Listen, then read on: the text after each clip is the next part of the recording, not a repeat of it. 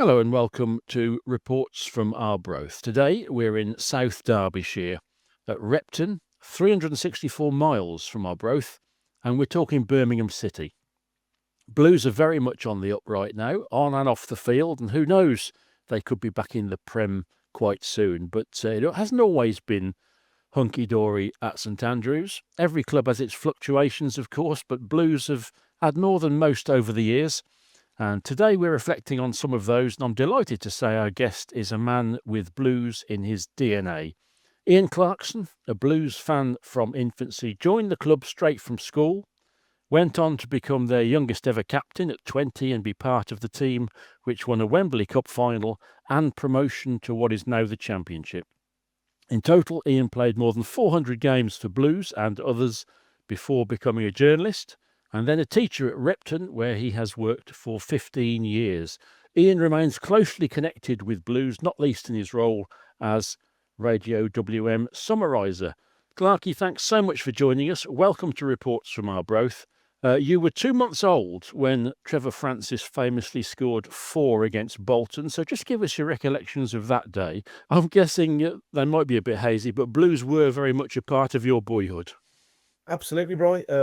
I think my first ever season ticket was 78, 79, when I'd have been sort of 7, going on 8. And then prior to that, I had watched 2 or 3 games with my dad. We used to stand on the cop. And very much when I was a youngster, Blues were very much what would be classed a Premier League team. Crowds of 30, 40,000, fairly commonplace. And seemed to be a club that were quite fashionable to support back in those days. So, the falling off of a cliff quite quickly from the 85, sort of 86, but in the Premier League, to 1989 in Division 3 was a fairly seismic sort of drop, really. So yes, lots of memories of watching us beat Manchester United 5-1. I remember once the season we got relegated, Man United at home 5-1, beating Villa 3-0 on Boxing Day when they were European champions. Things like that were all excellent. As a Blues fan growing up, there's some fantastic memories. And just some of the people who watched play, Colin Todd, Frank Worthington, were probably two of my sort of favourite players, really.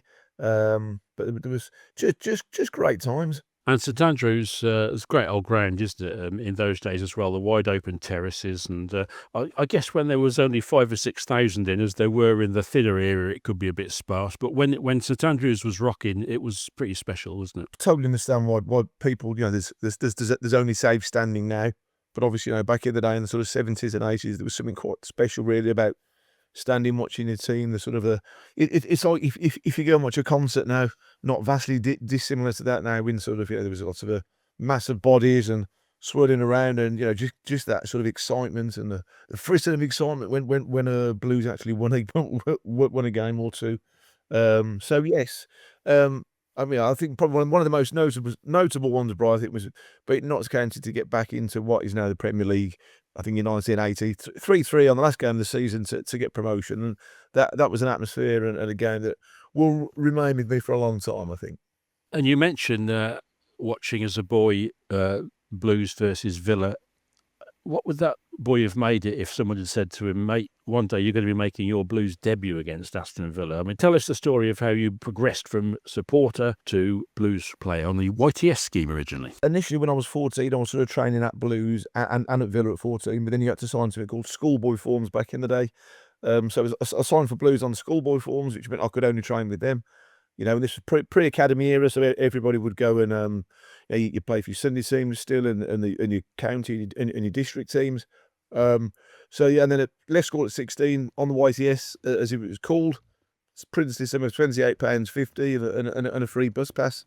And then also we used to train at Elmwood as it was back in the day. At terrific times. I mean, the sort of contemporary of mine was Paul Tate, who you would probably know was in the same year as me, and Simon Sturridge was a year older. But some terrific times, lots of really good, strong youth team fixtures, because back in the day it wasn't Category 1 against Category 3. You just played teams who were close to you, so you'd be playing Villa, Leicester, Derby, Walsall, Notts County. You'd have a whole gamut of games, and there's some really, really, really good players. Anyway, so But fast forward that first year of that, then second year when I was only 17, got a shout about making my debut. Sort of came out the blue. Really, I'd been training with the first team. I'd played a couple of friendlies at the start of the season in the first team, and I think it was October time. League Cup second round, which back in the day didn't make any sort of wholesale changes for it. It was just your first team. I was in the squad to play Villa. Gary Pendry pinned the team sheeter, as you did in those days, about 6:30. And I looked at it and thought, oh, I'm not playing. So I looked at the two subs, and I remember Vince Overson saying, I want him, Clarky, good luck. And I looked at it, I thought, blimey, I'm playing. And so yes, it was a fairly sort of not a scary experience, but it was certainly something out of the blue, really. That's amazing. When I played for All Saints Junior School, Warwick, Clarky, they pinned the team sheet up on the wall. I thought it might be a bit more sophisticated and pre-planned at professional level. Well, I mean, I'm sure. I mean, we had done some work. I was training with them, but I had no inkling that I was going to start. And as you said, yeah, just Gary Pendry walked in, pinned it up, walked out again. Everybody digested it, and I got changed in about 30 seconds, I reckon. I was ready to go. And Tony Godden was the goalie that night, and he said, "Right, come on, let's go out." And I must have warmed up with him for about 20 minutes before anybody else came out. So there you were, Blues player against Villa, 21,000, 27th of September 1988. The boyhood Blues fan is a Blues player. Did it take a bit of getting your head round, or did it just sort of flow? It just sort of happened. I mean, I was always a fairly sort of confident lad, and and I had my belief in my own ability, and I was playing against David Platt and Gary Thompson in an era of two strikers, so it was a welcome to the football league, really. And we lost 2-0, but we gave a good account of ourselves, and it was a relatively close game, considering the merits of the teams of that time. But yeah, I mean, I can remember walking into Solihull the next day. You used to get the day off after a game in those days. And I remember just walking around Solihull and seeing some of my pals. It was like, blimey, yeah, you were playing last night. I was like, yeah, I know. And it was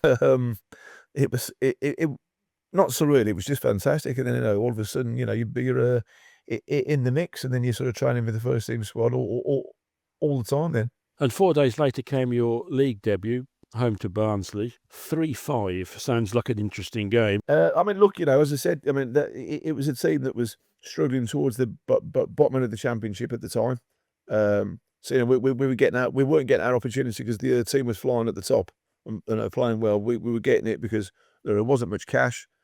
And Gary was scrabbling around trying to find the best combination, and I can remember, yeah, and it was very much, whereas the Villa game had been very sort of, the crowd were really behind us and going for it. Obviously the Barnsley game was just a different experience because you had, most of your career, all you've had is people saying, "No, this is fantastic. This is great." You're playing for your district, your Sunday team, the youth team, the reserves, and it always seems to be hunky dory. And everyone's like, "Oh, you're a fantastic player. This is great." And all of a sudden you turn up and you're losing at home to Barnsley, and you realise actually that some of the punters who've worked hard all week to spend the money don't want to see you lose 5-3 at home to Barnsley. Well, there were just 4,892 in St Andrews for the game, which gives an indication of the era that Blues were heading into then, wasn't it? And it must have been really interesting because you'd achieved your dream of playing for Blues, but I'm guessing the dream wasn't entirely glamorous. What was that? That was 1988. If you think probably 3 years earlier, I think we were in the Premier League, or First Division as it was called then. So, when there were, but I mean, even in that era, crowds were probably only, even when you're in the top flight, they were probably only sort of 15, 16, 17,000. I think in that era, because obviously, finances were harder then. Football was probably slightly less sexy before 1990, in terms of crowd trouble, etc., etc. So there were less people there.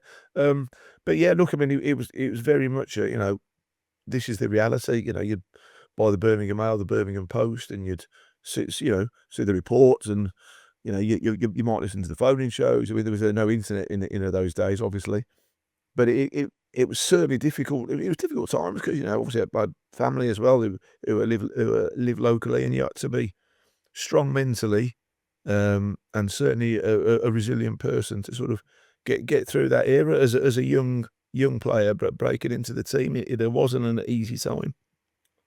not the least of the concerns, I guess, was wondering whether you were going to be paid at the end of the week sometimes, because it really was a hard time for the club, wasn't it? And the Kumar brothers came Yeah, in it and was. Yeah, I mean, I'm not sure the Kumars were in by then, were they? I think it was still Ken Weldon, was it, when I went with yeah, yeah, yeah.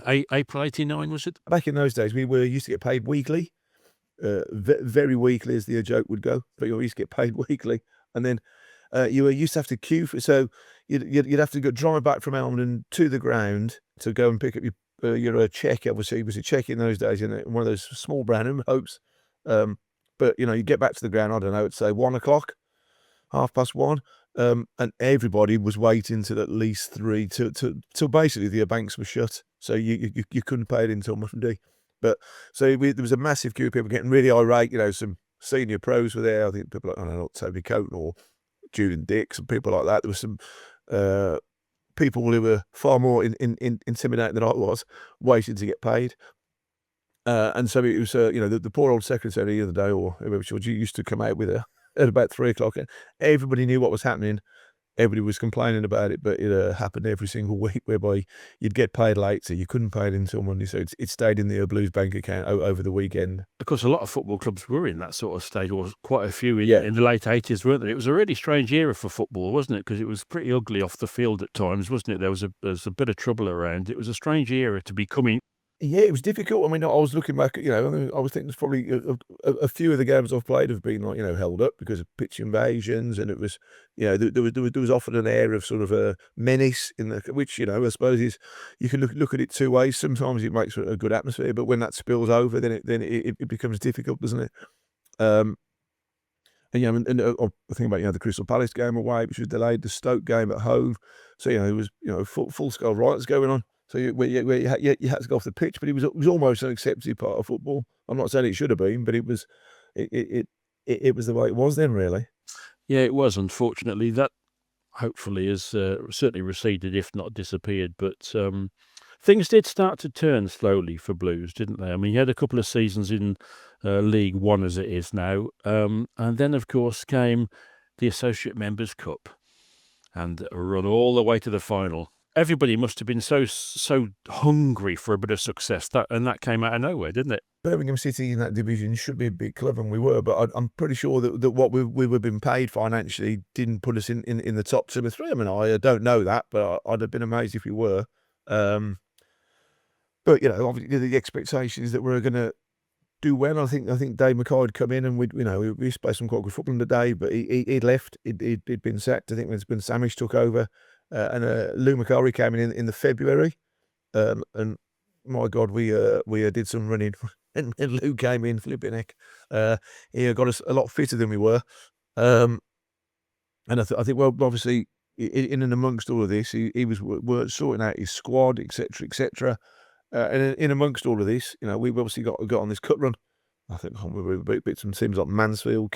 We beat quite a strong Cambridge team with Dion Dublin up front and John Taylor that were went all the way on to the Championship at the time. And then I've got Brentford in the semi-final, and then we sort of played Brentford. And I did note, actually, I went to watch the game the other day against Bradford, and was in the programme, it said prior to the Brentford game, the sort of crowd entertainment was a dog agility show, and Evans Halshaw sends a procession of cars around the side of the pitch. So highbrow stuff back in 1991, indeed, for the playing public. But look, and I've got nothing against dog agility shows, by the way. But I'm just sort of putting it in the modern era. So 1990, we ended up beating Brentford at home, and then obviously we got the result away, and then all of a sudden I kind of remembered what playing for Blues was about. Because it exploded. There was thousands, it seemed like hundreds of thousands. Obviously, it wasn't the people ringing up asking for tickets. That everyone was coming out the woodwork because it had been so poor for quite some while. And then all of a sudden, a Wembley final after 35 years, albeit only the Leyland Daft, but it was a Wembley final for the fans, and they came out in the droves. And so the build-up was great. We had Wembley suits. Obviously, we had a Wembley song.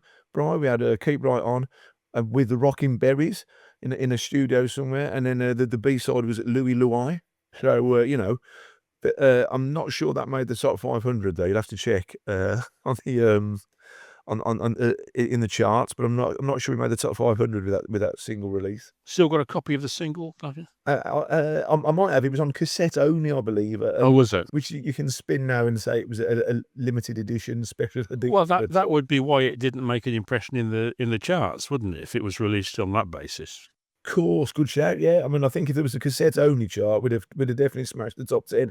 You searched past it was Walsall, Lincoln, Swansea, Mansfield, Cambridge, and Brentford, and then that day at Wembley, Tranmere 3-2. What a game! And there were you, a Blues fan from birth, playing at Wembley and helping them lift a trophy. That's pretty special, isn't it? Yeah. Oh, look, you see, as I said, yeah, I was only 20.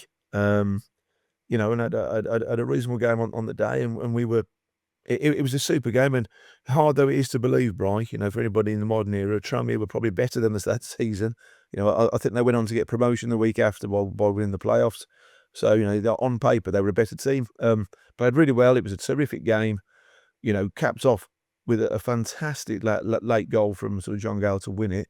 But in terms of the atmosphere, you know, it's something that will stay with you forever. And I think for me, not only winning, but I think you know, afterwards we went to the Wembley Hilton, and then the following day, or 2 days later, we were in Birmingham City Centre with like a sort of a hip reception, which seemed bonkers, isn't it, really? But it'd been that long since we'd done anything.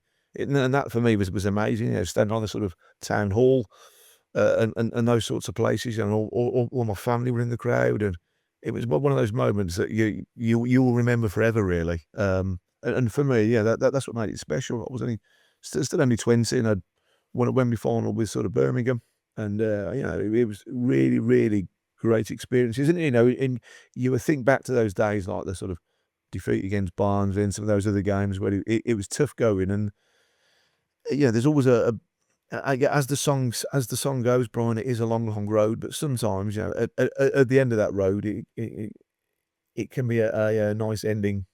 And it was a wonderful day, and of course, the following season, it built on it with promotion. We did, yeah, and you know, I was lucky enough to be captain as well the following season. Started at the age of 20, so you know that was again another massive honour for me. Yeah, well, I sort of captained the youth team before and the teams when I was younger, so you know, hopefully for me it was a nice progression. And as you said, you know, condensing that season to be promoted with 2 games to go. Probably should have won the league if we're honest, but to be promoted with 2 games to go was again, I think, a fantastic achievement. You know, I will maintain that we didn't have an enormous budget in that era. You know, and some of the teams we finished above West Brom, Stoke, you know, Brentford finished first, didn't they? But you know, all those teams we were competing against, and managed to beat and get promotion was a really, really good achievement. It was still uncertain off the field, wasn't it? There was still some issues, to say the least. So was it around that area around that time that David Sullivan and Karen Brady came in? I think it was. I mean, we obviously got promotion. In the following season, we just sort of stopped it, but I think it was halfway through or might have been around just post Christmas time the following season. I think Samish Kumar's business, and I think it went into liquidation, didn't it? I think so that they had to pull out, and we were back to square one again where we were before he took over. And I think David Sullivan came in. I think it was around February time. I'm not sure. It was towards the end of that. Anyway, and we ended up, and they provided us with some cash for the transfer window, which we used to go until March in those days, and we brought in 5 or 6 players, which helped us. Particularly brought in sort of Paul Mould and Andy Saville back in the day. And I remember obviously in the last game of the season, I didn't play in this one, but we beat Charlton 1-0 to sort of stop it, which was a fantastic achievement for us because I think as the teams that got promoted, Brentford went straight back down again. So you know, it was difficult, but we sort of stopped up, and you know, and for me, I was happy that I could say, well, you know, I've left Blues in a better position when I finally did leave, you know, than I sort of found him. How did you come to leave then, Clarky? Well, I think the following season, Terry tried to do me a swap deal to Exeter, but I was never going to get to Exeter. Nothing against Exeter, but I just didn't want to go and sign to them.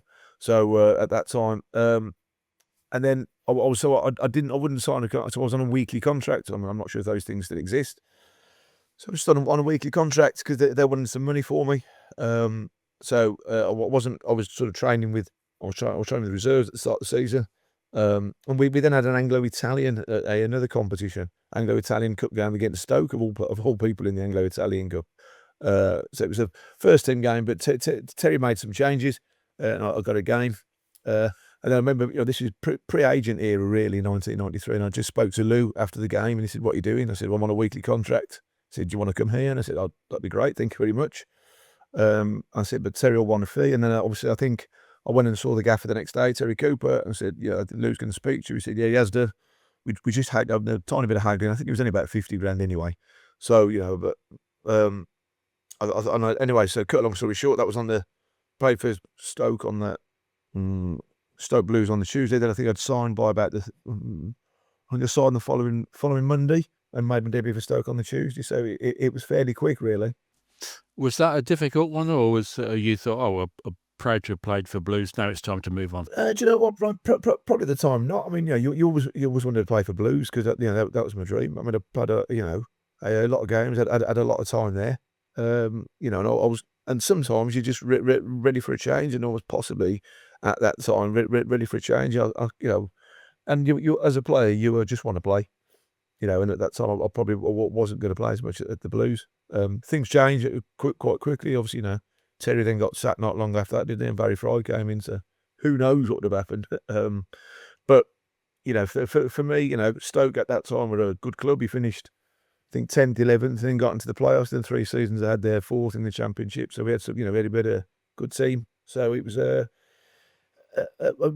no regrets, really, no.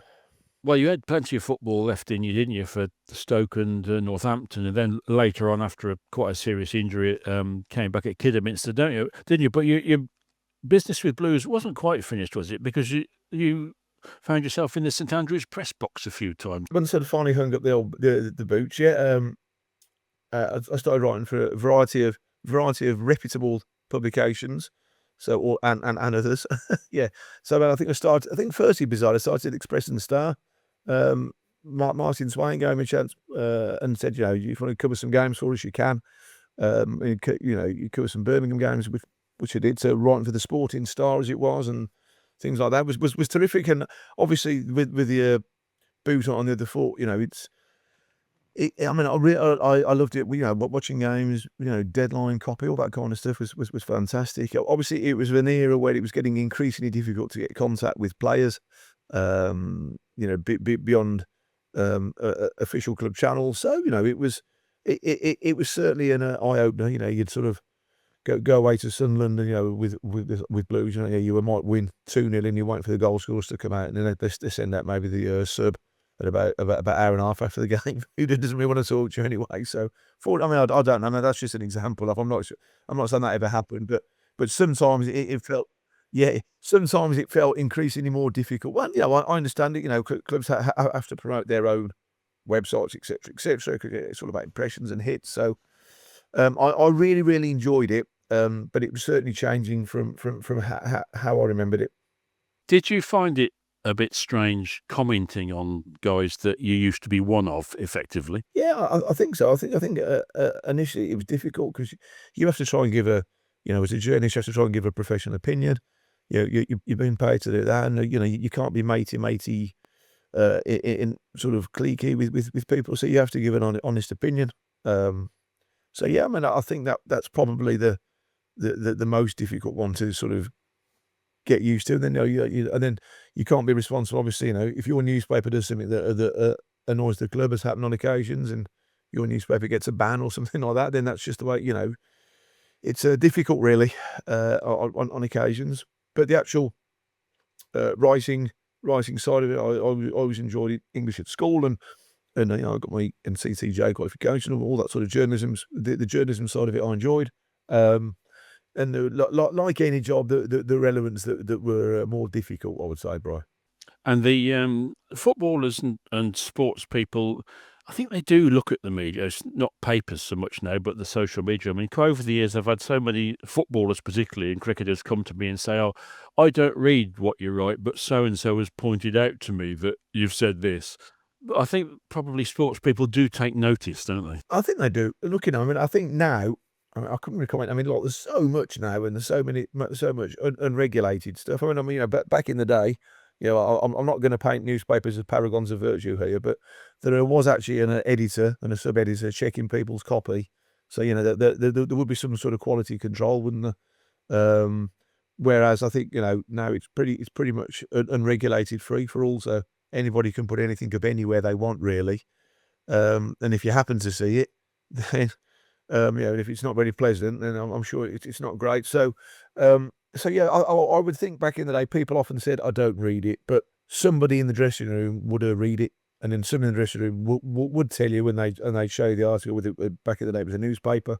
So even if you said, "I don't want to read that," somebody would inevitably show you, and you can rest assured, more often than not, they wouldn't show you the pieces where it was like, "Oh, you're magnificent, what a player."